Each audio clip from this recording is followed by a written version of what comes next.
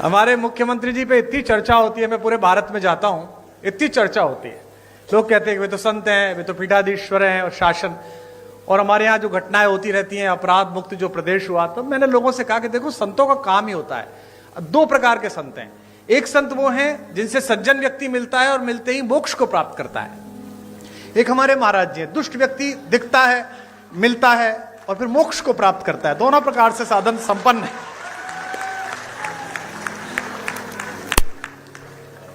और आवश्यक भी है, क्या करें, देश ऐसी स्थिति में आ गया है। पहले डॉक्टर्स RX लिखते थे, वो RDX लिखने लगे हैं, क्या करेंगे आप। तो ऐसे समय में तो बहुत आवश्यक है। आदरणीय रक्षा मंत्री जी ने बड़ा उल्लेख किया। मेरा सौभाग्य रहा कि अटल जी की कृपा, उनका स्नेह मुझ पर भी रहा और वो लगातार अपने घर पर एक गोष्ठी करते थे जिसमें रक्षा मंत्री जी की उपस्थिति होती थी, आदरणीय दिनेश भैया की उपस्थिति होती थी। तो पार्टी के सभी लोग बैठे हुए हैं आज यहाँ पर, बहुधा पार्टी के ही लोग हैं। तो दो प्रकार, तीन प्रकार की पीढ़ियां पार्टी में आ गई हैं। अटल जी की पीढ़ी थी जिसमें आदरणीय अडवाणी जी, जोशी जी, वो एक पीढ़ी थी। फिर आदरणीय रक्षा मंत्री जी की, प्रधानमंत्री जी की एक पीढ़ी आई। अब एक तीसरी पीढ़ी हमारे यशस्वी मुख्यमंत्री जी की, देवेंद्र फडणवीस जी की। तीन पीढ़ियां लगातार काम कर रही हैं और तीनों के दृष्टिकोण में अंतर है। अटल जी कहते थे कि आपके घर पर कोई कूड़ा फेंके तो आप स्वयं साफ कर दो। मोदी जी की, राजनाथ जी की पीढ़ी कहती है कि आपके घर पे कूड़ा फेंके तो आप उससे ही साफ कराओ। और मुख्यमंत्री जी की पीढ़ी कहती है कि आपके घर पर कोई कूड़ा फेंके तो आप कूड़े को भी साफ करो। आप में से कुछ कम लोग समझे, इसके लिए मैं आपका आभारी हूं। समय की मर्यादा है, सीमा है। मैं केवल एक कविता सुनाऊंगा, चूंकि आदरणीय मुख्यमंत्री जी को जाना है और वे बहुत व्यस्तता उनके बीच है, समय है। अटल जी जैसे लोग किसी देश में शताब्दी में एक होते हैं। जैसा राजनाथ जी ने कहा, आदरणीय रक्षा मंत्री जी ने, कि पद बड़ा हो जाना महत्वपूर्ण नहीं है, कद बड़ा हो जाना महत्वपूर्ण है। और मैंने स्वयं देखा, हम लोग BA की पहली साल में पढ़ते थे। हमारे यहाँ के एक यशस्वी पत्रकार थे शिव कुमार गोयल जी, आदरणीय राजनाथ जी उनसे परिचित थे। अटल जी उनके साथ वंदे मातरम में संपादक थे, वे सह संपादक रहे थे। हमने एक कवि सम्मेलन कराया, एक कार्यक्रम कराया, सृजन महोत्सव, और हमने उनसे कहा कि अटल जी को बुलवा दीजिए। अटल जी उस समय विपक्ष में थे, उस बार चुनाव नहीं जीत पाए थे। तो हमने बुलाने के लिए गए और वो आ गए, और हम उस कार्यक्रम को संपन्न करने के लिए कहीं से धन जुटा रहे थे। तो नगर के एक उद्योगपति जो साड़ी का काम करते थे, उस जमाने में हम उनसे 501 रुपया लेके आए। तो जो 501 जिसने दिया था, उसने कहा कि मैं भाषण दूंगा। ये बड़ा संकट का काम था, लेकिन अब वो 501 दे रहा था तो भाषण दिलाना था। तो वो अटल जी का प्रशंसक था। वो खड़ा हुआ और उसने कहा, मैंने कहा तुम ज्यादा मत बोलना अंकल जी, थोड़ी देर बोलना। बोले बस मैं 2 लाइन पढ़ूंगा। और उसने खड़े होकर कहा कि आज अटल जी आए हैं, बस मैं ये 2 पंक्ति पढ़ना चाहता हूं कि शहीदों की चिताओं पर लगेंगे हर बरस मेले। वो अटल जी के लिए कह रहा। अटल जी बहुत ठहाका मार के हंसे, लेकिन उस आदमी के संकोच को, जो पूरा मंच से घूर रहा था, उसने ठहाके से दूर किया। और जब भी मैं उनसे मिलने के लिए जाता था, दर्शन के लिए मिलने जाता था, प्रणाम करते थे, उन्हें बाप जी कहते थे, तो अक्सर पूछते थे, अरे भाई उनके क्या हाल है जिन्होंने मुझे जीवित शहीद बनाया था, वे कैसे हैं। तो वह बड़ा कद होना कि आप किसी बात का बुरा ना मानो, आप सदाशयता से लो। लखनऊ वालों, आपका सौभाग्य है, आपके संसदीय क्षेत्र का सौभाग्य है कि यहां से अटल बिहारी वाजपेयी जैसे कीर्ति पुरुष ने संसद में शोभा बढ़ाई।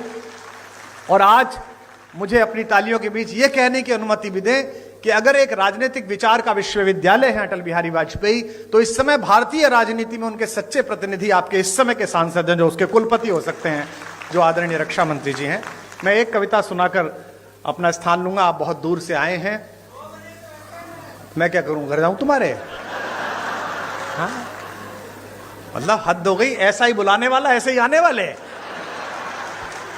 इतने बड़े बड़े भाषण सुनता हूं। आज बजट का भाषण में सुन रहा था मुख्यमंत्री जी का, बजट में ये हुआ, बजट में ये हुआ। मैं पूरा भाषण इस चक्कर में ही सुन गया कि इस बार बजट में हमने ब्रजेश पाठक को पैसे दिए कि कुमार विश्वास को दिया करो। लाइन ही नहीं आई वो वाली, बाकी सब आई, एक लाइन नहीं आई। उसके बाद मैंने बंद कर दिया। मैंने कहा अब खत्म है, अब चलो, अब जब मिलना ही नहीं है। 32-33 साल हो गए इसी क्रम को चलते हुए, छात्र राजनीति से लेकर आज तक ना मुझे मिला ना उसने दिया। तो अब जितना मिल रहा है बेटा, ये लाल लभाव में मिल रहा है जो भी मिल रहा है। हाँ, मैं एक कविता आपको सुना रहा हूं। आधी सदी बीत गई जीवन की और मैं कभी भी वैष्णो देवी नहीं गया था। हमारे यहां ये धारणा है कि भगवान जब बुलाते हैं, भगवती जब बुलाती है, तभी जाना पड़ता है, तभी पहुंचना पड़ता है। इस बार नवरात्र में वहां के ट्रस्ट का आदेश आया कि पहली नवरात्रि पर माता के द्वार पर आप कुछ सुनाइएगा। तो मैंने सोचा कि जो भजन चल रहे हैं, जो कविताएं चल रही, उन्हें तो क्या सुनाना, कुछ नया लिखना पड़ेगा। तो मैंने एक कविता लिखी और पिछले साल से इस साल के बीच में जो प्राथमिक रूप से कुछ कविताएं लिखी हैं, उनमें यही एक श्रेष्ठ कविता मुझे लगती है। और यहां पर एक संत व्यक्तित्व भी मंच पर हैं जो संयोग से हमारे मुख्यमंत्री हैं, मैं उनको भी समर्पित करता हूं। आदरणीय रक्षा मंत्री जी और सभी यहां पर लोग बैठे हैं, उनको भी समर्पित करता हूं। पहली पंक्ति को आप पकड़ लेंगे, उसे गुनगुनाएंगे, गाएंगे तो मुझे अच्छा लगेगा। निवेदन करता हूं जो लोग मोबाइल रिकॉर्ड कर रहे हैं वो आराम से सुने तो ज्यादा बेहतर लगेगा। आपकी तालियां ही मेरा पारिश्रमिक है, इस बात का आप ध्यान रखें। कि भवानी, पहली पंक्ति आ रही है, इसे संभालिएगा। मैंने वहां द्वार पर बैठकर मां को क्या सुनाया कि भवानी सुन लो राम कहानी, भवानी सुन लो राम कहानी, भवानी सुन लो। जब तक आपकी आवाज नहीं आएगी, चाहे मुख्यमंत्री जी जाएं चाहे ना जाएं, यही लाइन चलेगी। भवानी सुन लो राम कहानी, भवानी सुन। रोज नई लगती है लेकिन है ये परम पुरानी। अगली पंक्ति जो समझ जाएंगे उनकी तालियां गूंजेंगी। रोज नई लगती है लेकिन है ये परम पुरानी। वही कहानी एक जो तुमने, वही कहानी एक जो तुमने दो जन्मों में मानी। भवानी सुन लो राम कहानी, भवानी सुन लो, भवानी सुन लो राम कहानी। इस कहानी में क्या है, जिस कहानी का समर्थन भी बहुत है और विरोध भी पर्याप्त हुआ, कि मात पिता का मान भाइयों के स्नेह का मानक। आपकी वाह मिले। मात पिता का मान भाइयों के स्नेह का मानक। सत्य सनातन परंपरा का युग युग अमर कथानक। सत्य सनातन परंपरा का युग युग अमर कथानक। इसको गाकर धन्य हुई ऋषि वाल्मीकि की वाणी। अगली पंक्ति पर पूरा हॉल गूंजेगा। इसको गाकर धन्य हुई ऋषि वाल्मीकि की वाणी। इसकी महिमा, इसकी गरिमा, इसकी महिमा, इसकी गरिमा बजरंगी ने जानी। भवानी सुन लो राम कहानी, भवानी सुन लो राम कहानी, भवानी सुन लो, भवानी सुन लो। अपना कोई आदर नहीं है, कोई सम्मान नहीं है। किसका, कौन इतना कविता का इतना आदर कहां से हो कि इतने महत्वपूर्ण लोग बैठे और अपना समय दें। हम जिसे गा रहे हैं उसका नाम बहुत बड़ा है। पंक्ति पढ़ रहा हूं और पहली पंक्ति पर जो कवि यहां बैठे हैं, साहित्यकार बैठे हैं, उनका स्नेह मिले। और भारतीय जनता पार्टी के लोग कितने भी गर्वित हो जाएं कि इतने राज्यों में सरकार है, केंद्र में 3 बार आ गई कि 4थी बार आएगी, हम तो ये मानते हैं कि जैसी भी पार्टी है, जो भी है, कवि के द्वारा चलाई गई है, कवि के परिश्रम से, उसके शब्दों से चली है। कि तुलसी तुलसी से, तुलसी तुलसी से पावन हो गए कथा यह गाकर। तुलसी तुलसी से पावन हो गए कथा यह गाकर। भाग्य बली हैं फिर भी खुद को कहें राम का चाकर। भाग्य बली हैं फिर भी खुद को कहे राम का चाकर। एक पंक्ति खास तौर पर सुन लीजिएगा, भाग्य बली हैं फिर भी खुद को कहे राम का चाकर। जब तक सब नहीं बजाओगे यही चल रही है, भाग्य बली हैं फिर भी खुद को कहे राम का चाकर। यह कोरी कल्पना नहीं है आगम निगम बखानी। यह कोरी कल्पना नहीं है आगम निगम बख। लखनऊ में हाई कोर्ट की एक ब्रांच है। यह देश अद्भुत है। यहां राम हुए हैं या नहीं हुए हैं इस बात का मुकदमा सुप्रीम कोर्ट में 30 साल चला। न्याय के देवता को न्याय के मंदिर में ही पुष्ट कराना पड़ा कि वे वहीं पैदा हुए हैं जहां उनका मंदिर बना है।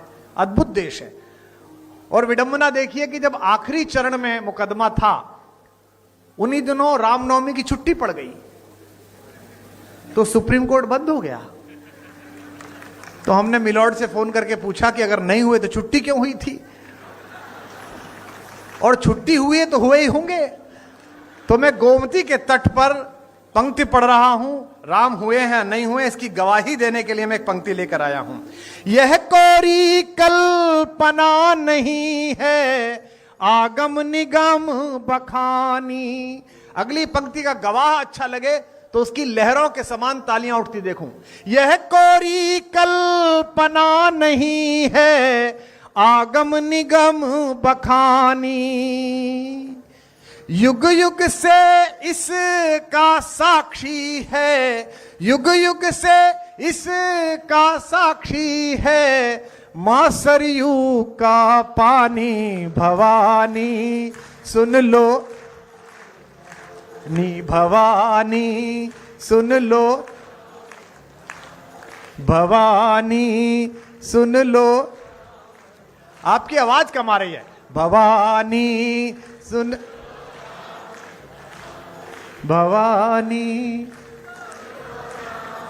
अंतिम बंद इस कविता का पढ़ रहा हूं कि वंचित वनवासी गिरिवासी। देखिए नया परिवर्तन होता है सोच में, संस्कार में। वर्षों से चली आई एक पद्धति बदलती है तो चीजें कसमसाती हैं। ये कसमसाहट का दौर है। यहां नए साल पर पहली बार ऐसा हो रहा है कि आगरा में जो एक कब्रिस्तान है सफेद रंग का, उसे देखने जाने की बजाय युवा ज्यादा मात्रा में आगरा तक की बजाय अयोध्या जी जा रहे हैं, वृंदावन जा रहे हैं। परिवर्तन हो रहा है तो बदलते में देर लगेगी। और तर्क का उत्तर दिया जा सकता है, कुतर्क का नहीं दिया जा सकता।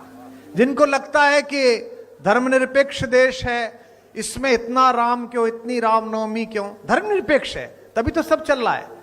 अगर राम रिश्तेदार नहीं है, राम पूर्वज नहीं है, तो इतनी सारी क्रिसमस मन रही है, हम ही लोग मना रहे हैं। सेंटा क्लॉज कौन, हमारे फूफा जी थे, फिर भी मना रहे हैं ना, इतना अच्छा मना रहे हैं। तो देश में सभी का आदर है। तब कह रहा हूं, निवेदन करता हूं कि भवानी सुन लो भवानी। कैसी कहानी है। वंचित वनवासी गिरिवासी जिसमें बने सहायक। वंचित, हमारे संजय निषाद जी बैठे हैं, कम हंसा करो। हाँ अभी वीडियो पे हंस दिए थे, कितना बुरा लगा है थोड़ा। लेकिन ये निषाद हैं, ये मुझसे जब भी मिलते हैं हाथ मिलाते हैं। मैं कहता हूं भाई आपसे हाथ नहीं मिला सकता, आप हमारे बॉस के मित्र के घर से हो।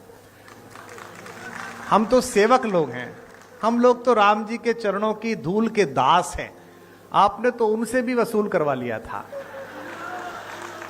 तो अगर इस सरकार में वसूल है कर रहे हैं तो इसमें समस्या क्या है। राम जी की सरकार है तो निषाद वसूल कर रहा है, उसमें क्या है।